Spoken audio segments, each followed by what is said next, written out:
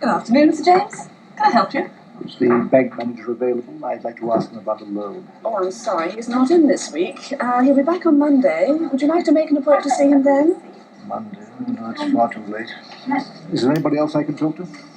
The assistant manager's here, but I'm afraid he's rather tied up in an important meeting and doesn't really want to be disturbed. Can you see him tomorrow morning? No, I've got to get to London tomorrow. This is ridiculous. I mean, is there somebody else I could talk to? Somebody who could tell the manager about it, even if he couldn't do anything himself? Well, can I have a word with Mr. Roberts, our securities clerk? Perhaps he can help you. Would you like to take a seat just for a moment? Thank you.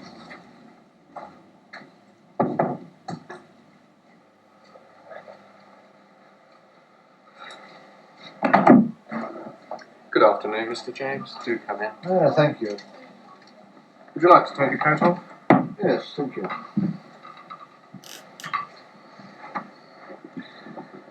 There we are. Do take a seat. Thank you.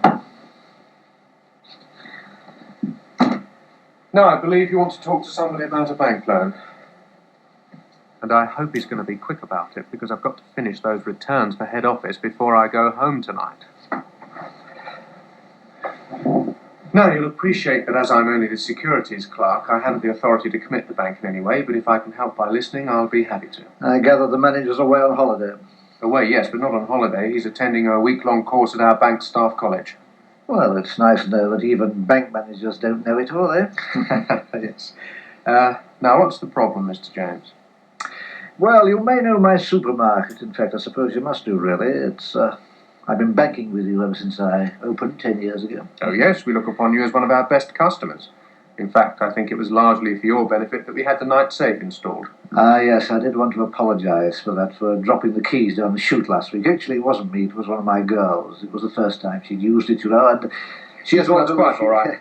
Quite all right, Mr. James. I'm sure it can happen to anybody. Now, you were wanting a loan. Yes, I was coming to that. I've got this marvellous opportunity of buying the shop next door, but I've got to be quick, otherwise it'll go to auction. Now, you're in two adjoining shops at the moment, aren't you? That's right, I'm in number 17 and 19, but number 21 has just become available, because the old boy who ran it as a paint shop has died, and it's got to be sold to for some great niece out in New Zealand. Well, if I can get an offer in quick, Just a minute, Mr. James. The existing premises, do you own those or do you rent them? Oh, I have to rent them. They're owned by some large London property company who would never sell them. But number 21 is just what I've been waiting for. You see, it would take my shop right up to the corner of the road there, you see? Then I could put the wines and spirits in number 17, where the customers come in. I could use the new shop for the butter and meat counter over there, and I could bring the cash registers over to there, where the old butter counter... Not quite so fast, Mr. James. I can understand why you want to enlarge your premises, and I can see the advantages, but why do you have to buy this shop? Why can't you rent it? Well, I thought I just made it perfectly clear. The old boy who ran it has died, and his estate all goes to some great niece out in New Zealand. Well, his executor dropped in the other day asking about mail. And he told me that it would have to be put up for sale, and if I was interested, I'd better get an offer in quick and maybe save the cost of the auction. I see, so you're asking us to lend you the purchase price. Well, not the whole sum, because I could never repay a loan that big. So I've had a word with my old mother. She's the life tenant of a family trust fund that comes to me anyway when she dies. She's over 80 now. She's quite happy to see the trust broken. Yes. My solicitor reckons I should get about £30,000 out of it after taxes and expenses are met. I see. Now, this is £30,000. This would be yours, would it, to put into the business long term? Yes, that's it precisely. So, how much would you need to borrow from us? Well, my surveyor reckons the shop is worth about £75,000, so I would need at least £45,000 for the purchase price.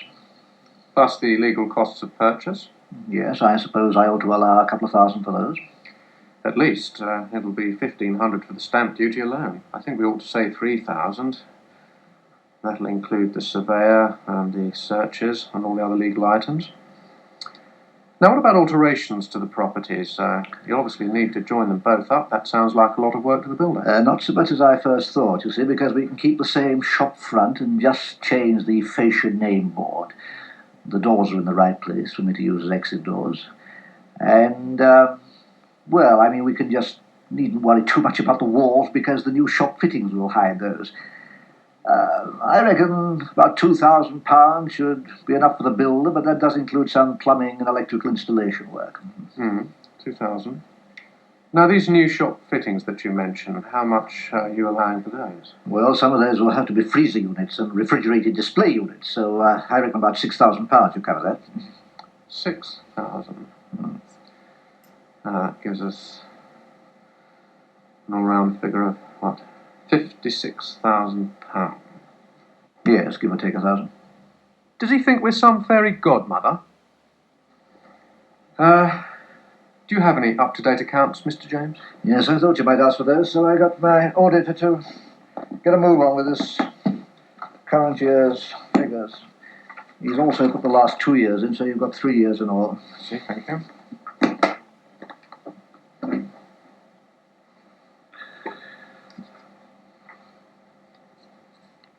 Oh, hell. Why couldn't he have put it off until the manager comes back next week? Accounts were never my strong point. I see your turnover's been rising steadily. Yes, I suppose it was the bus advert did that. I suppose you'll see my bus. Of course, it's not really my own bus, but it's amazing how many people think it's my own private bus. It still belongs to the corporation, of course. Oh, yes, is it that big pink double-decker with, James for a choice in cheese all along the side? Yes, that's the one, yes.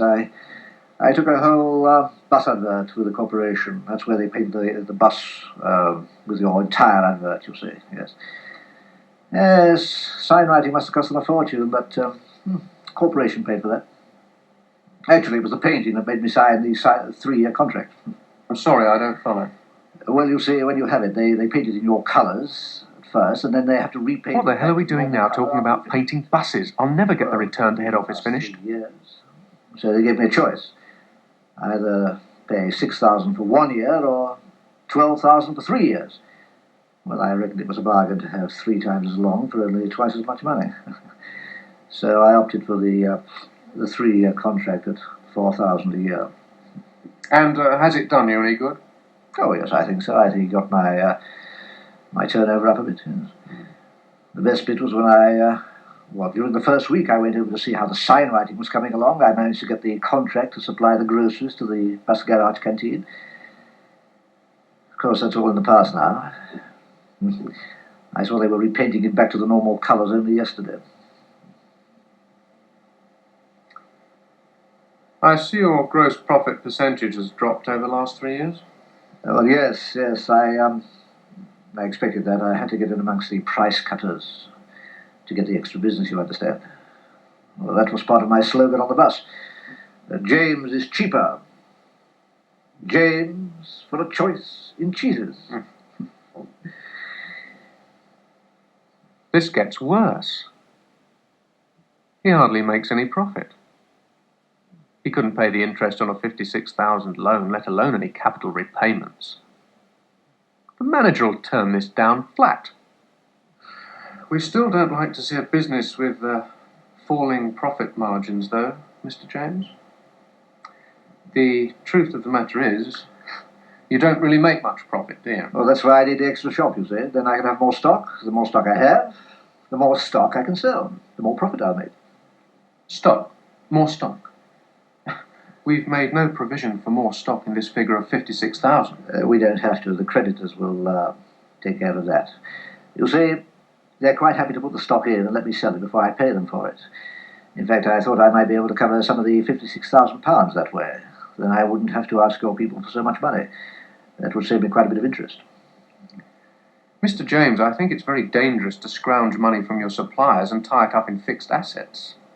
No, I think if you're going to buy this shop, you've got to borrow all of the money legitimately. Well, it was only an idea.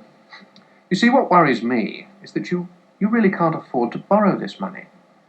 If we look at the basic figure of £56,000 at an interest rate of 17%, that comes out at what? £9,000. That's more than your profits. The bank would be gambling on you getting rising profits in order to see any chance of us getting our money back. I mean, look at the figures yourself. How are you going to afford £9,000 plus capital repayments? Even if we took the capital repayments over, say, 10 years, that would work out to be, a minimum of £5,000. And they're not allowable against tax. Where's it going to come from? It simply isn't there. Well, can't I use my depreciation for that? Yeah? Good heavens, Mr. James, what do you mean? You've spent that money once on old shop fittings. You can't spend it again. The depreciation is getting rid of the old fittings. You've got to find the cash for the new fittings. I don't suppose the directors would be prepared to take a cut in their remuneration? That would help the position? No, we can't afford to take a cut in salary. There's only myself and my wife as directors, and when you consider the hours we work, I think our staff are getting better paid than we are. I never did understand what balance sheets were all about. Now, is this good or bad? Weak or strong? I've got to say something. Well, there's no way we're going to lend him 56,000, so I may as well blame it on his accounts. There are a couple of weak spots in your balance sheet too, Mr. James. Weak spots? Oh. My accountant always said it was a good balance sheet. Well, he would, wouldn't he? He sold it to you. And probably overcharged you for it as well. Your current ratio is all wrong. What's my current ratio? Well, it's the ratio of your current assets to your current liabilities. It should be something like 1.5, and it's less than 1. You can see for yourself. In your case, it's always been less than 1. What does it mean? I mean, why is it wrong? Business runs all right. Well, it's a bit difficult to explain, Mr. James, but at the end of the day, it works out that unless your current ratio is something like 1.5, then you're heading for a lot of trouble. Well, how do I make it 1.5? Well, you could put some money into a bank deposit for a start. That would improve the situation. It might help you. It wouldn't do me much good, would it? Well, it would mean that you're borrowing much less from us in order to buy your new shop. Look, I'm bringing in that £30,000 from my mother's trust fund. I mean, if I was to put that on a deposit account with you a few days before I completed the purchase price transaction, would that do the trick? Oh, I've got a clever one here. Where did I go wrong? No, that wouldn't do at all. Why not? Because it wouldn't appear in the balance sheet. You've just had your new balance sheet date. By the time you get the next one, it'll have disappeared. Well, I'll change the balance sheet date. No, I'm afraid that's quite impossible, Mr. James. Look, I really am very sorry, Mr. James, but I just don't see how we can help you. You're trying to borrow too much and you simply can't afford it. If I don't expand, I'll never make more profit. And if I don't get that shop next door, I'll never expand.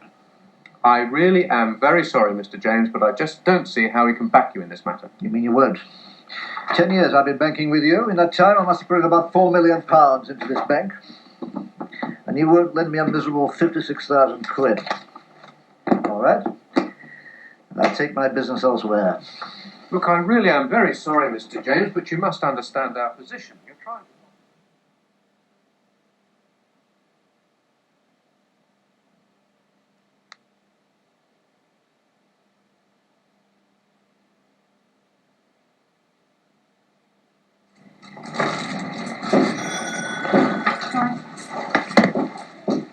Good afternoon, Mr. James. Can I help you? Is the manager available? I'd like to ask him about a loan. Oh, I'm sorry, he's not in this week. He'll be back on Monday. Would you like to make an appointment to see him then? Yes, that should be soon enough. Yes. Could we make it afternoon on Monday? Would 3 o'clock suit you? Yes, that's fine. Fine. If you have any accounts or papers with you, would you like to leave them with me now? Mr. Moyes likes to be prepared on these matters. Yes, I've just got the latest accounts on the business. You'll be interested in these, I've no doubt. So, 3 o'clock on Monday then. Fine, thank you. Thank you.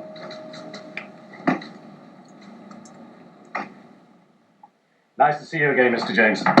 Take a seat, please. Thank you. Must be well over a year since I last saw you.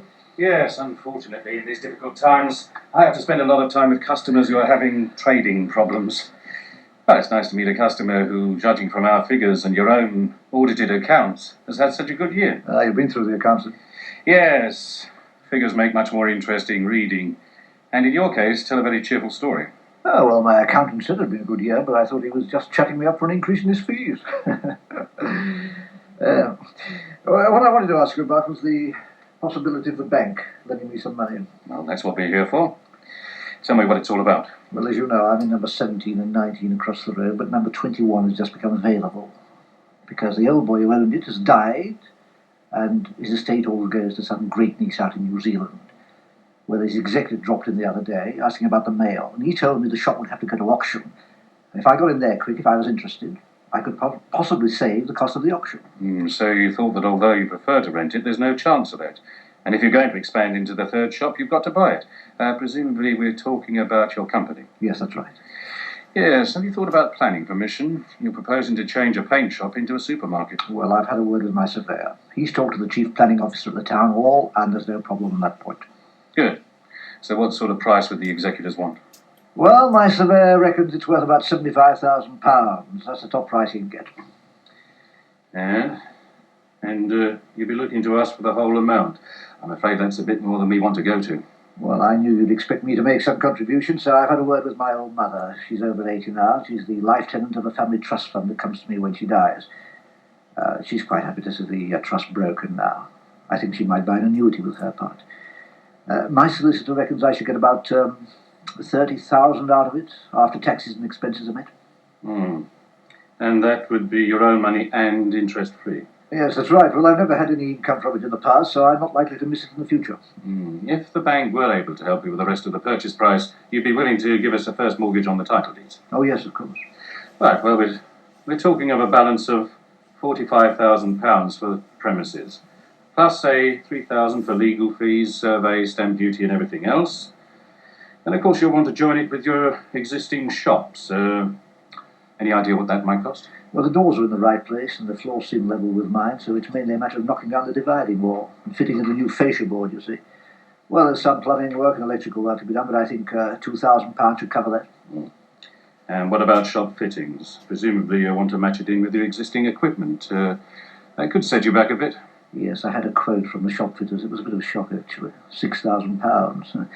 But that does include some freezer units and refrigerated display units. So that's £56,000 we'd be looking for. Yes, give or take 1,000, I suppose that's right. And with interest at 17% today, that would be nearly £9,000 we'd be charging you in the first year just for the interest alone. And then there'd be capital repayments on top of that. Now, this last year was your best year ever, and your profit wasn't even £8,000. Does that mean you're saying no, then? No, not yet. Don't let's be too hasty. We don't judge a business on a single figure of profit. There's much more to it than that. Let's look at your profit and loss accounts carefully. Now, there's some things here I'd like to understand a little better. Yes, here we are. There's one here. Bus advertising. What was that? Oh, yes, I took a whole bus advertisement. That's when you have the bus painted up in your own colours, you see. They quoted me £6,000 for 1 year or £12,000 spread over 3 years. Well, I reckon it was a bargain to have 3 times as long for only twice as much money, so I opted for the 3-year contract at £4,000 a year. Yes, and I see those 3 years are now up. Yes, they've already repainted it. Didn't give me a week over the time. So you've lost your pink bus then? Yes, straight so. Well, that may be the town's gain. I must confess I never did enjoy looking out of that window when the pink monster went by saying James for a choice in cheese. But that's good. Oh, I'm sorry if it offended you in any way. Oh, no. When I said that's good, I meant it helped these figures. Presumably you've had the benefit of the advertising, so next year, instead of making a profit of £7,823 after paying £4,000 for bus advertising, you could be looking forward to making at least £11,823. Oh, yes, I suppose I could, really. Well, did it bring you extra business? Do you think it paid off? I think so, yes. Yes, I mean, without a doubt. I mean, the first week in going over to see how the painting of the bus was coming along, I managed to get the contract to supply the canteen over there, the bus garage canteen, with groceries. Of course, prices have to be keen. I have to give them a month's credit. But I'll never have a bad debt with the corporation. So all the debtors in your balance sheet are the corporation, then? Well, they're the only ones I give a monthly account to. There's one or two private hotels I give a weekly account, but everybody else pays cash. Cash. Haven't we signed you for the bank's credit card then? Well, your people try, but I can't afford to pay the bank 4% commission on credit card sales. Well, we'll have to talk about credit cards again at a later date. Presumably you'll have noticed that most of the big stores have got their own in-house schemes, and we do seem to be moving towards America, towards a cashless society. However, looking at your trading accounts for the last 3 years, I see that although the turnover has risen nicely, thanks to the pink bus perhaps, your gross profit margin is sagging a little. Any comments? Well, yes, I expected that. I mean, that was part of my strategy when I took the bus advert, you see. I mean, if you've got to run a supermarket, you've got to pile it high and sell it cheap. And to get the volume, you've got to shave the margins. Well, I mean, the bus garage canteen was a case in point there. I knocked off 10% off the price of what they were paying their previous supplier. It only left me with a 5% margin, but over a year that works out to quite a lot of money. Do you see your profit margins going any lower? I mean, 13.3% is a very fine margin for any grocer. Break one egg in 7 and you're selling at a loss. Yes, that's what I keep on telling my girls. No, I think the profit margin should hold between 13 and 14% in the future. Well, cutting margins seems to have paid off in your case. In 3 years, you've got your amount of your gross profit up from 66,000 to 78,000. It's no mean achievement. But what concerns me a little is, where do you go from here? If you're going to add, say, 50% to your shop floor area, you're going to need more customers. Now, you've stopped advertising. How do you get them? Oh, that's the easiest part of all. That's why I need the extra shop. Well, you've seen this new office block along the road. Well, they've already started putting the partitioning in. I reckon in a very short time the office staff will be moving there. In fact, I think within 3 months there's going to be about 500 office staff in that office. Now, a third of these are going to be married women who want to do their shopping in the lunch hour. Well, the only other supermarket is over a mile away, along the London Road. So I don't need to advertise if I got them on the same pavement. What I do need is the space to serve them. Well, I must give you credit for thinking this operation through, Mr. James. But the idea of the new shop is to make extra profit. Now, let's put that on one side for the moment and see if you could afford to buy it on the level of last year's profits. Now then, call that 8,000 for a start, plus 4,000 for the bus advert that won't recur. That's £12,000. Now, that would be enough to cover the interest on £56,000 if necessary. And of course, depreciation doesn't really cost you anything. I never did understand what depreciation meant. Well, you're not alone in that. It's simply recognising that fixed assets don't last forever. You paid for them when you bought them, so the depreciation doesn't really cost you any cash each year. In terms of what we call cash flow, that 3,150 is as much fresh cash as the profit. So what we're really talking about is an expected cash flow next year of over £15,000. Now, that's enough to pay the interest and the capital repayments on £56,000. So you'll lend me the money after all? Well, just a minute. There are things can go the other way. Take your rent on the existing premises, for example. When does your lease expire and when does your next rent review come round? Oh, I'm lucky there. I took over a very old lease that was drawn up when 7-year rent reviews were the norm. I've got 17 years to run on the lease and just over 3.5 years before I need to worry about a rent review. Good. Then let's have a look at your balance sheet again. You know, the fascinating thing about supermarkets is the way they manage without any working capital. What? In other words, your current assets are invariably less than your current liabilities. What's odd about that? Well, so many businesses have to finance their customers and pay their suppliers promptly. Ties up an awful lot of cash. But in your case, you sell mainly for cash and get a clear month's credit from your suppliers. In other words, you've turned your purchases into cash before the suppliers want their money. Can't be bad. No. But there are a lot of people who think that because their business hasn't got any working capital, it can't be a good one. The real test is, does it work? In your case, it works very well. You want to thank your lucky stars you don't have to give your customers credit. Selling for cash is always nice. Now, I did a few sums while I was having lunch, and I'll show you what I mean. Now, you turn your stock over in some 21 to 23 days. Oh, I do better than that. I mean, bread and cakes are fresh every day, so is the milk. Yes, well, I was talking in averages, of course. I mean, possibly you can keep your washing powder for months, but on an average you go through in some 21 days. Now, the stock at this last date looks a little high, though. Now, why was that? Is that something different, or is the pattern changing? Ah, you noticed that. Well, I think my wholesaler must have been short of cash to pay his tax bill. So he made this offer on jars of coffee, and I took everything he'd got. Well, I had to pay spot cash, but it'll give me a 7% gross margin on that. And I mean, coffee keeps all right in jars anyway.